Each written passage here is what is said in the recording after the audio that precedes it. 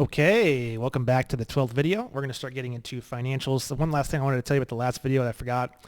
The marriage license marries you into the state, marries you into the District of Columbia.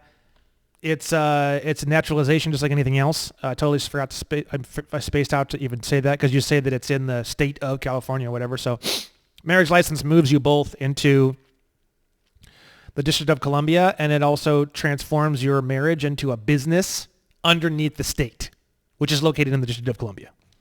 That's why you need a license.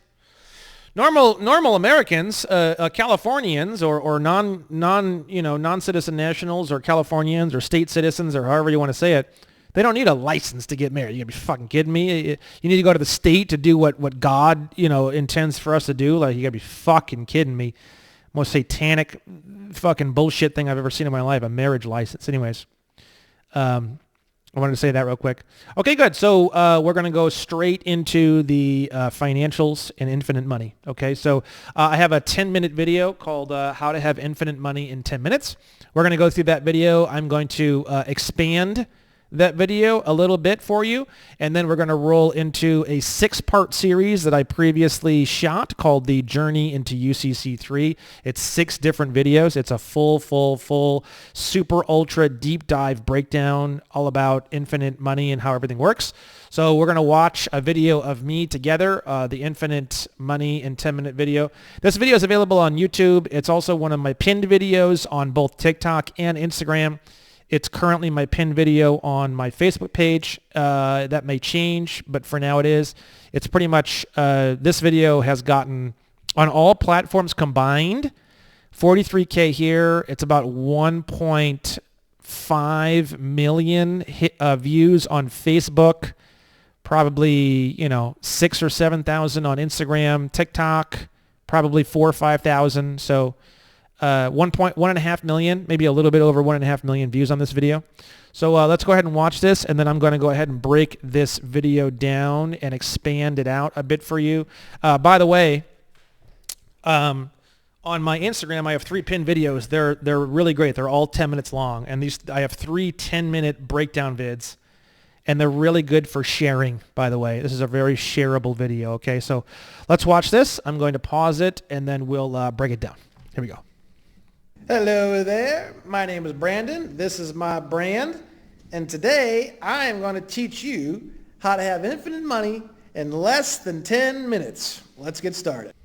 So first and foremost, we need to figure out what is money. Well, everyone thinks they know what money is. They think it's those green things in their pocket, but it's definitely not. I'm going to prove it to you and explain the whole thing to you. So let's start off at Article 1, Section 10 of the Constitution. It says, no state shall, and then it says a whole bunch of things, but one of the things it says in here is make anything but gold and silver coin a tender in payment of debts. Now we look up money in Black's Law Dictionary, and we've got in usual and ordinary acceptation. It means gold, silver, or paper money used as a circulating medium of exchange. Now this part is really the most important part, right? And does not embrace notes, bonds, evidences of debt, or other personal or real estate. Now keep in mind on that one, because we're going to be getting into some excitement here now. Now check it out on here. Federal Reserve note. Wait a second. The definition of money says it does not embrace notes. Interesting. Well, if these bad boys ain't money, what in the hell are they? Well, the answer comes from the Uniform Commercial Code, Article 3, Section 104, which we're going to talk about more. And they're actually called negotiable instruments. So instrument basically means like any document or contract or deed or security.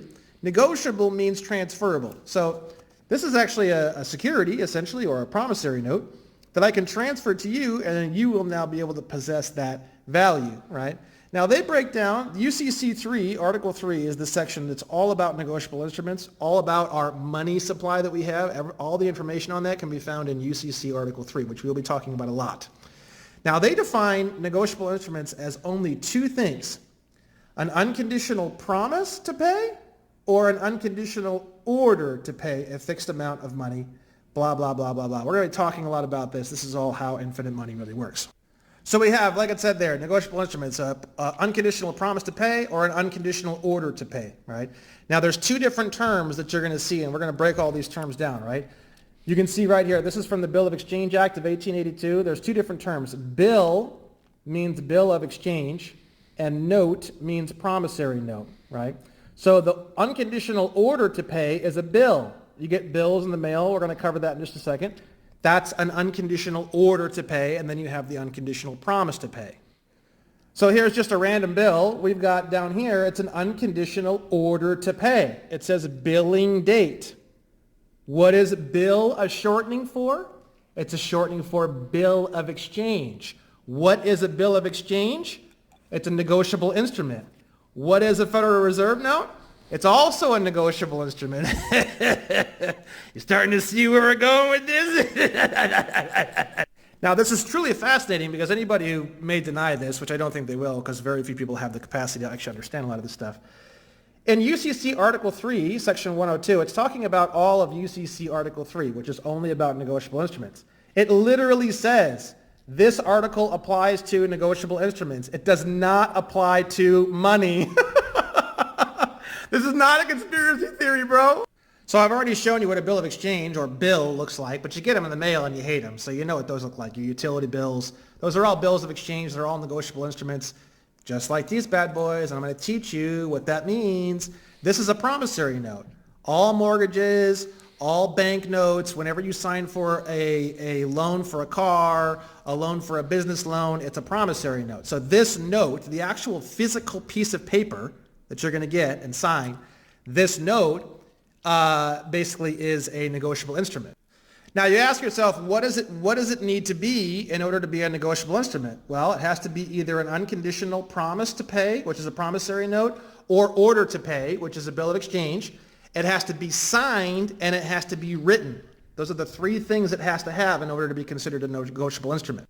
Everyone believes that when you're getting a loan, the bank gives you other people's money that's already in the bank at interest. But 12 United States Code Section 83 says that general prohibition, no national bank shall make any loan or discount on the security or shares of its own capital stock. So how does the bank give you money?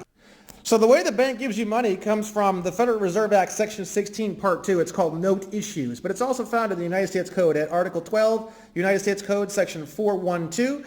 So the way it works is they tell you right here, you can make an application. Such application shall be accompanied with a tender, meaning giving somebody something or offering somebody something, to the Federal Reserve agent of collateral an amount equal to the sum of the Federal Reserve notes that's applied for and issued, blah, blah, blah, blah, blah. So it's saying if you want to apply for notes, you need to give us some sort of something in exchange, right? The collateral security thus offered, meaning what you're going to give in exchange for the Federal Reserve notes, shall be notes, drafts, bills of exchange, acceptances, blah, blah, blah, and other things, right? So what they're doing is they're taking, you're endorsing, which means releasing, which we're going to get into in a second, which is the most important part of all this. Your signature is where all the power is. Once you sign it, what are the three things it has to have? Unconditional promise or order, unconditional promise to pay or order to pay, written and signed. That third part is when they slide the mortgage documents across the table and they say, sign here, sir. You are the one who's about ready to take that third one and bring that into existence. So the collateral security that they're going to give the Federal Reserve in exchange for the Federal Reserve notes when they write that application for notes is the negotiable instruments that you just created with your signature. The promises to pay or the bills of exchange, the orders to pay. You can actually, the way in which you sign things is where all the magic happens, and we're going to start to get into that right now.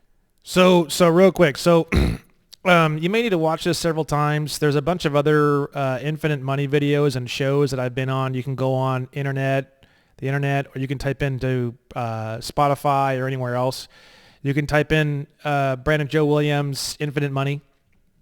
There's tons of shows. The problem is, and the problem I'm running into with this course, the problem is there's a bunch of stuff on there that's kind of random, and like I didn't really know what I was talking about, and like some of the stuff is probably just fine, but it might seem kind of convoluted now. I'm not too sure. I don't really want to go through tons and tons of videos and try to figure all that out. So what I'm going to do instead is basically I'm going to try to explain some of this stuff here in this video, And then we're going to dive straight into the Journey into UCC3 series, which is pretty heavy duty. It's the entire Bible of how all this stuff works.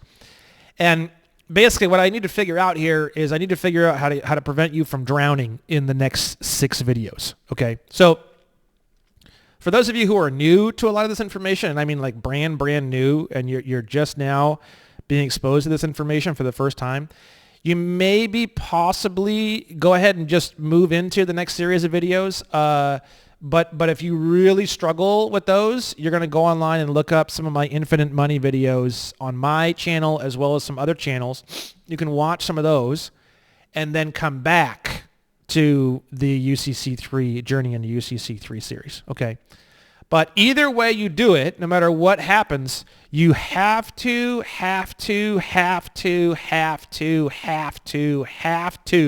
get through the Journey into Uniform Commercial Code Article 3 series. This is the most important 6 videos that I have ever made, ever.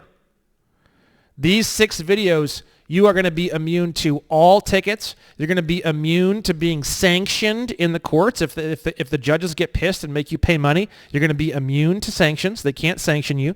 You're going to be immune to... I don't even know how you can go to prison when you understand this shit, literally. Every single bill in the world is going to be, you're going to litigate and you're going to win and you're going to have it paid for you.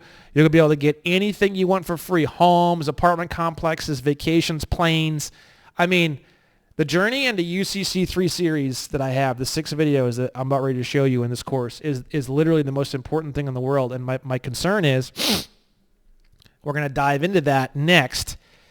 I'm trying to find a way of introducing a lot of this information to you without overwhelming you and just kind of priming you enough to get you onto the UCC Article 3 series that I'm about ready to send to you as the rest of this next 6 series of videos in this course. Okay, so spare me. This is the one part of this course that I've been just losing sleep over trying to figure out how I can bridge this gap.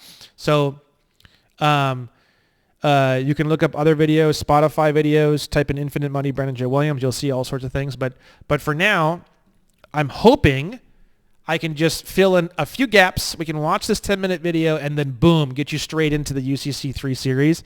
If you're able to do that and you're able to move forward with that, that's how it should be. Okay? So this is the Federal Reserve discount window website. Okay. Now let's say you're collecting information for a lawsuit, because everything we're doing all day long, every single day with all of our Freedom of Information Act requests and all the letters and all the bullshit is we're building the case. And I know I haven't said that too much earlier in the course because I didn't want to freak you out, but you should, even if you're not going to litigate, you should pretend as though you are, and everything you do, every letter, every document, every 3811, the mail docs, every 3800, every doc, every signature, every line, every word, you're building up that evidence to eventually wind up in a lawsuit. That's the way I look at it, right? You got to think, you're scared of a lawsuit because you're scared of losing or bad things happening. The better your evidence is and the better your data collection is and the more organized you are, these companies, I'm suing all these different companies and going fucking crazy left, right, and center. None of these companies are counter-suing me or coming after me or anything because my shit's so tight, it's so organized, and it's so clean. They know it's a waste of time to try to come after me. So the cleaner, more organized, and more evidence you have, the chances of you getting chased after or something bad happening, as far as I'm concerned, goes down to like 0. And then when you understand how to do negotiable instruments and UCC3, you can get sanctioned. It's impossible. Sanction means like, fuck you, you're a piece of shit, and your filing is frivolous, and this lawsuit is harassing, and you need to pay $15,000 to $50,000 or whatever to repay these people for wasting their time. But you can't even get that. It's impossible to get that once you understand UCC Article 3. Okay. So you're going to go in here and you're going to look up information. Let's say you're suing, like for example, one of the cases is AG Texas Farm Credit Services. So I'm going to type in AG Texas, AG Farm, or just AG. And you'll see here we've got AG First Farm Credit Bank. Interesting, interesting. Submit. So this is the banking institution called AG First Farm Credit Bank. And it says here, this is the date they've had effective access. This is they're in Columbia, South Carolina, and their reserve bank district is in Richmond, Virginia. That's the 12 different banks for the Federal Reserve. And are they insured with FDIC? No, right? So now this information is evidence that there's this bank called AG First Farm Credit Bank that this other company that we're suing called AG Texas Farm Credit Services, right? So AG Texas Farm Credit Services, right? So my client, which you can see in this lawsuit here, and again, I'm trying as hard as I can not to jump the gun because we need to learn all this financial stuff before we start getting into litigation. Litigation is the last step.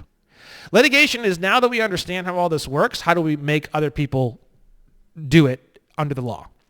So it's the last step, right? So we got case 3, negotiable instruments and peonage. This is for AG Texas Farm Credit Services. You can click on these and you can see the different filings and stuff, right? So I was doing some research and I was thinking to myself, and you can even look it up. Is AG Texas Farm Credit Services a subsidy of AG First Farm Credit Bank? Oops. A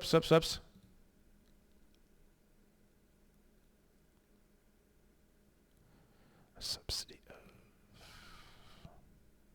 AG First Farm Credit Bank. Okay, here we go. Lawsuit Central. Yes. The Farm Credit Bank of Texas supports AG Texas Farm Credit Services with lending products. AG First Farm Credit Bank is one of 4 banks in the Farm Credit System. Do we have the right name here? AG First Farm Credit Bank. Okay, good. Boom. So now we know that AG Texas Farm Credit Services is underneath this bank, which has Federal Reserve discount window access. So what that means is I should have done more research when I filed the lawsuit. I mean, you live and you learn. It's been 6 months since I filed that. It's amazing how much you can learn in 6 months, right? So what happened was AG Texas Farm Credit Services gave my quote-unquote client a loan, and there was a promissory note. We're going to get into endorsements in this video in a minute, but he signed the promissory note. The promissory note itself became a security, which then was given to the person who has Federal Reserve discount window access, AG First Farm Credit Bank, which is a senior organization from AG Texas Farm Credit Services. They went to the window and they did what I just talked about, which is the 12 USC 412. They filled out an application for notes, and they used the original promissory note, the original business loan that was signed by my client, as the collateral to apply for Federal Reserve notes. So they want to swap the value of that original promissory note for Federal Reserve notes. Now, again, remember, note means promissory note. It's a promise to pay. So application for a type of promise to pay called a Federal Reserve note. In exchange, we're going to give them the original note that my client signed to promise to pay the business loan. Okay?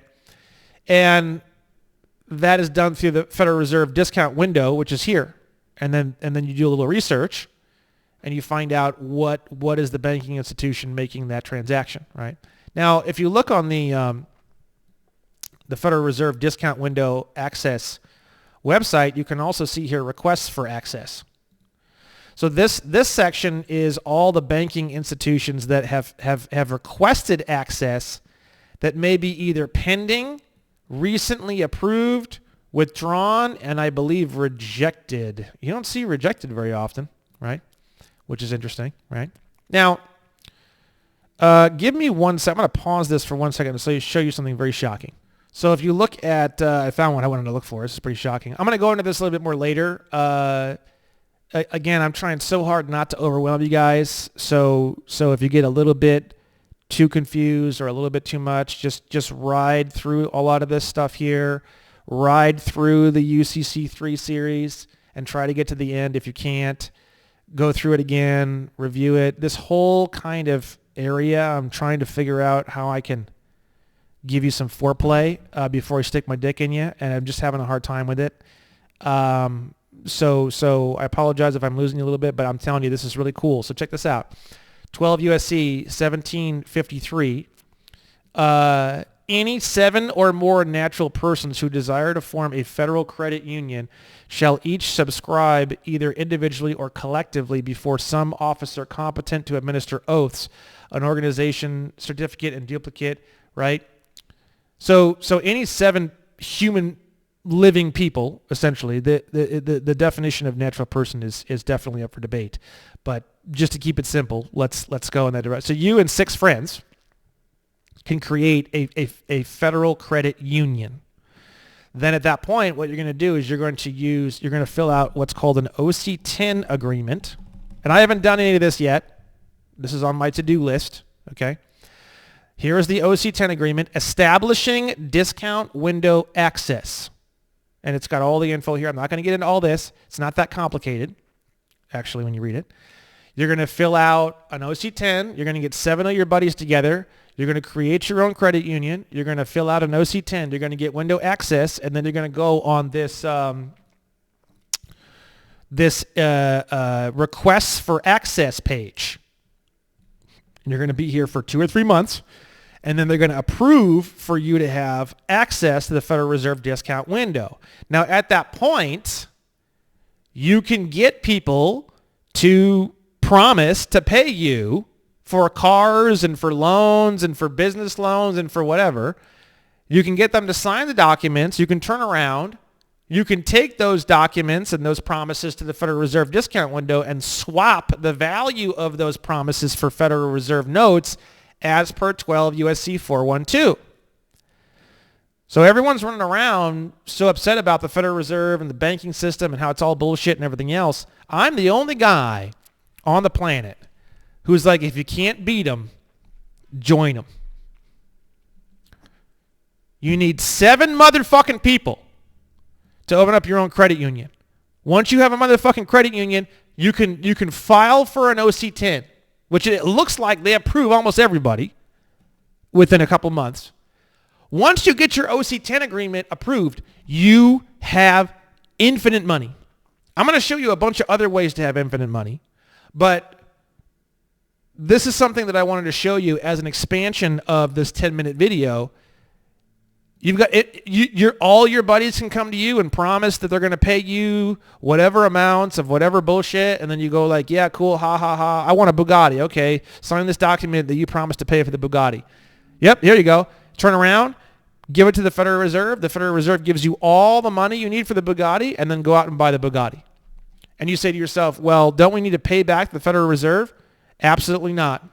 You do not need to pay back the Federal Reserve even 1 penny. And at that point, we're going to continue the 10-minute video because I explain how that works in the 10-minute video, okay? So again, I'm trying my absolute best not to drown you guys here. I hope we're okay. You guys can put in the comments section anything. Watch this 10-minute video over and over and over again. Maybe watch a 10-minute video 100 times before you get into the journey into UCC3. If the journey into UCC3 videos is too much for you, try to watch this 10-minute video and maybe even this video I'm shooting right now with you like 100 times and clear up all the definitions of the words. Because I'm just a little bit worried if you go off into all the other infinite money videos that I've made, there's a lot of things that I was trying to figure out and a lot of things that I was confused about and I was trying to figure out, and you might get a little bit lost in it. So I'm just trying my best here, guys. So please forgive me, okay? So let's keep going on this 10-minute video here, okay? Now, it's called endorsements. There's 2 different ways to spell it, though. It's a lot more than what people think, so we're going to get into it now. So when you get into negotiable instruments and the creation of negotiable instruments, in my opinion, the most important part of all is the way that you sign. Now the word sign and the word endorse, when it comes to a financial instrument, mean the same thing. You can actually take this word endorsement, I-N-D-O-R-S-E-M-N-T, which is how they spell it in UCC3, which we're going to cover. You can take that word and replace the word signature in your mind with the word endorsement, and your life will change forever. And the reason why is what I'm going to tell you right now. So what everyone is doing on the whole planet all the time with these negotiable instruments when they sign them, they're doing what's called a blank endorsement. If an endorsement is made by the holder of an instrument and it is not special endorsed, right? So what exactly is a blank endorsement? A blank endorsement means that it's payable to bearer, payable to whoever has it. It does not state a payee. It doesn't say who it's supposed to be paid for. It's a blank check. When you just sign and you don't say who the proceeds of this swap, the security swap, is supposed to go to, and you don't write the specifics in the endorsement, it does not state a payee. It's payable to whoever wants it, and the financial institutions take it as a gift. They're like, basically the way they look at it is you just abandoned that security. So you sign the security without stating the payee on the instrument, and then what happens is you're basically releasing that instrument to whoever wants it. So because you don't know how to sign, when they slide it across and you sign it, you release it to them, they take it, and then now it's been released without conditions. They can go to the window with it and swap it for Federal Reserve notes. So you just funded your own loan. Everyone funds their own loans. So by definition, what does that mean? It means the banks never loan anyone anything. All they're doing is helping you swap the value of the original promissory note for Federal Reserve notes. It's a currency exchange, because the definition of the word currency, remember, it includes notes and bills of exchange and evidences of debt. That original evidence of debt that you signed becomes exchangeable for a different evidence of debt. So even if we go all the way back to the beginning of the course, when I showed you UCC 9-307, and this dovetails beautifully into the definition of the word you, someone who owes a debt to the United States, right? If you look at this is way back at the beginning of the course when we talked about where is this person called United States located in the District of Columbia. Look at the name of where this information comes from. Location of debtor. A Federal Reserve note has two parties on it. If you look in your wallet, it's got United States of America and it's got Federal Reserve. One of them, as per the UCC1 financing statement that we saw earlier from my website, you have the secured party or secured party creditor, and then you have the collateral, and then you have the debtor. Remember this? Let me show this to you. This is the UCC1 financing statement, right? Debtor name, secured party name, right? So debtor name is here. And then location of debtor. Debtor's name is a person called United States.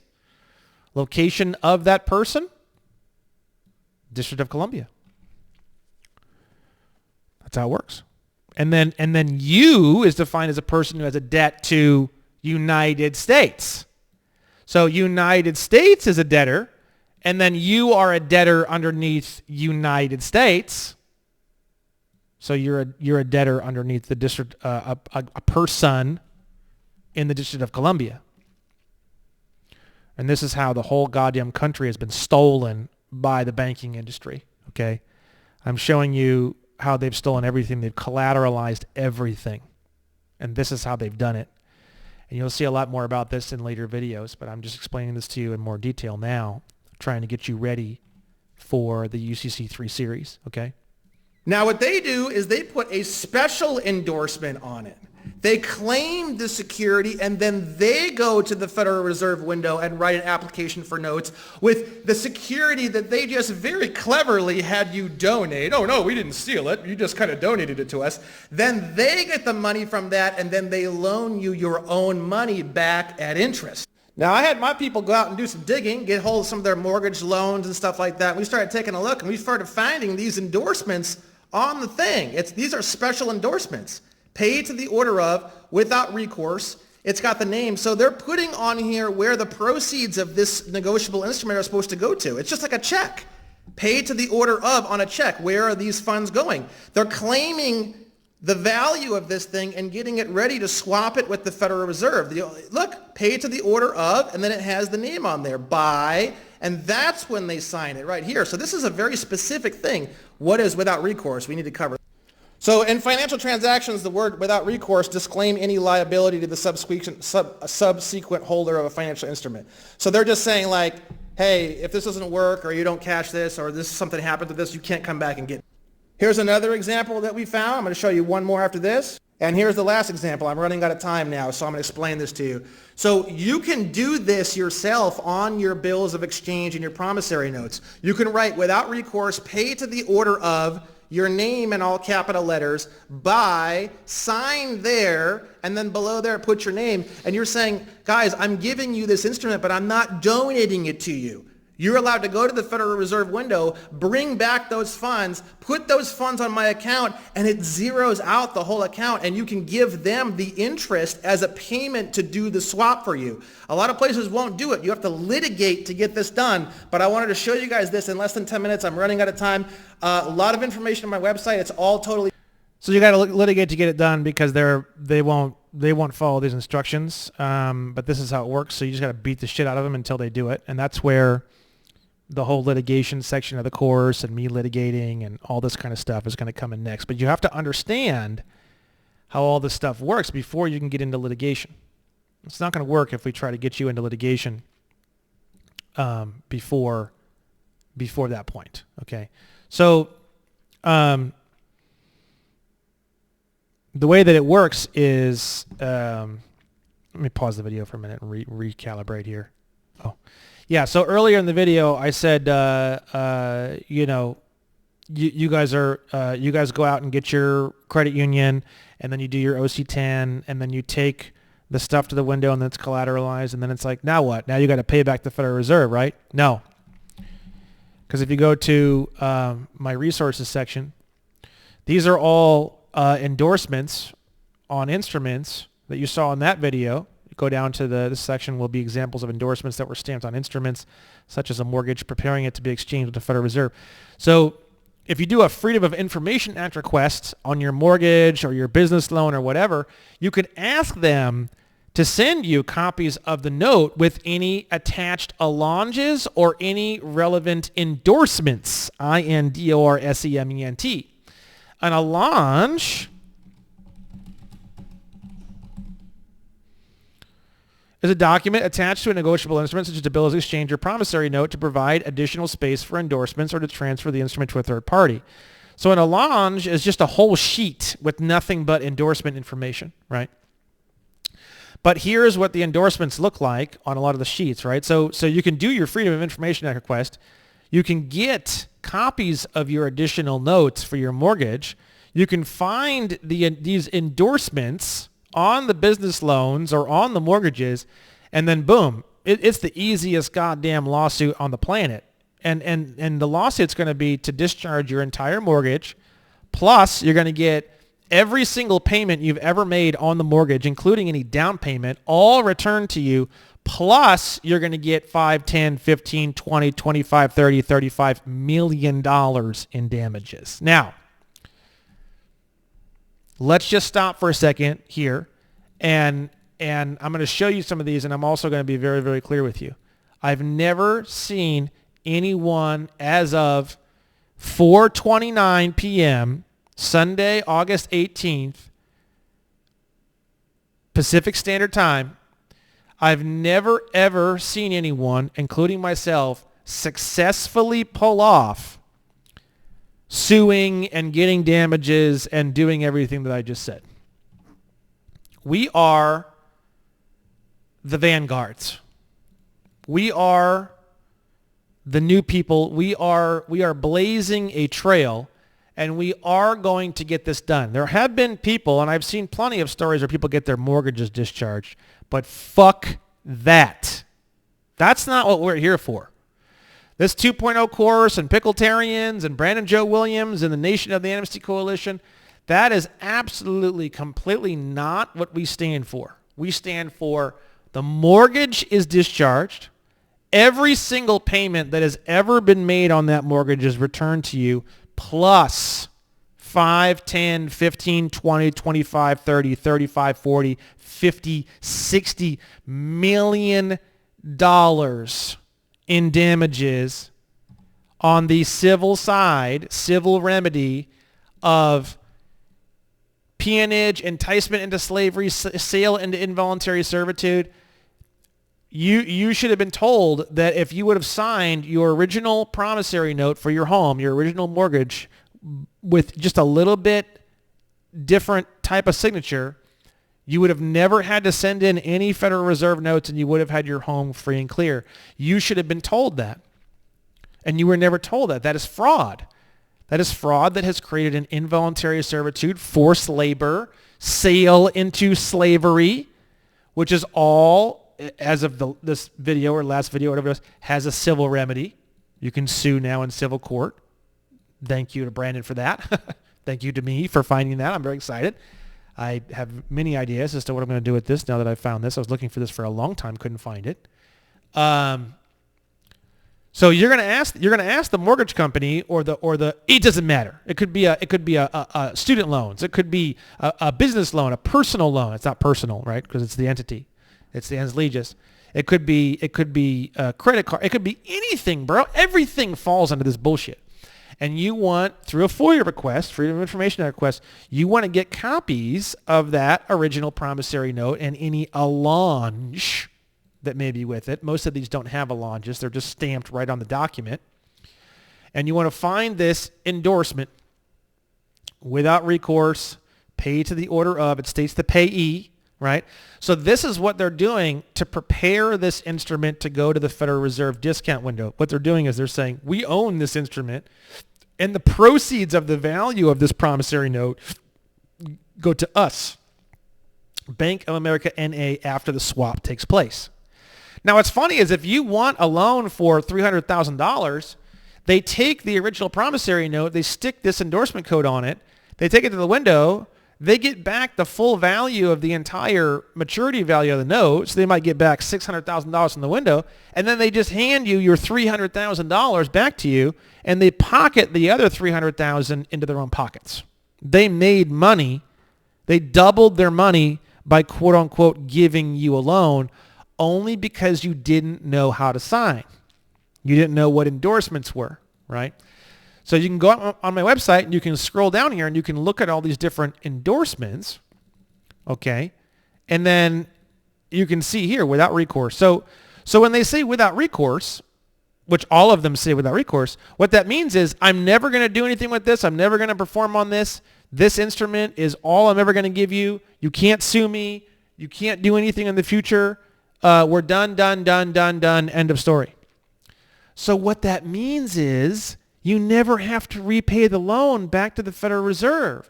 So when you and 6 of your buddies get together and create your federal credit union, and then you file your OC-10 with the Federal Reserve discount window, wait a couple months and get approved, all you got to do is when somebody promises to pay you for a car or a business loan or anything else, all you do is just you put this special endorsement on here and you write without recourse at the top of it. They're going to give you the Federal Reserve notes and you never have to repay the Federal Reserve notes. I'm telling you, it's literally free, infinite money. I'm not joking. And I'm going to teach you more about this in the UCC Article 3 course, a 6-part series, A Journey into UCC 3. You might get very excited at this point. If you do fully realize what I'm saying right now, I strongly recommend that you cool your tits and you pump the brakes, because you need to understand the ins and outs of how all this works in great detail through the UCC 3 series, the 6-part series, which is going to be the next part of this course after this video. I strongly recommend that you do not take any actions or run out into the world and do crazy things such as buy a brand new car and write without recourse on it, because a lot of people are getting free cars right now. Some people I had one guy recently get arrested for trying to buy a free car. They can't do anything with you. Nothing illegal about this, but it can be a very scary and jarring situation. I'd love to see someone try to fucking arrest me for writing without recourse. I'd be suing. Oh, dude. I'd have the big, if they were videotaping me, it'd be a little embarrassing because my dick would be bulging out of my pants. I'd be so fucking excited. I would be probably literally pre-coming. I'd be so excited if they tried to arrest me if I signed without recourse on a document. Literal pre-cum. I mean, I would look like a psychopath because I'd have a smile ear to ear. Because then I'd be suing. I'd be suing everybody. I'd have so much fucking money coming out of that thing. It wouldn't happen overnight, but just the amount of money I'd be coming out of something like that, it'd just be so outrageous. I'd take their whole fucking their whole dealership, literally. I'd take the whole dealership and then just give away all the cars.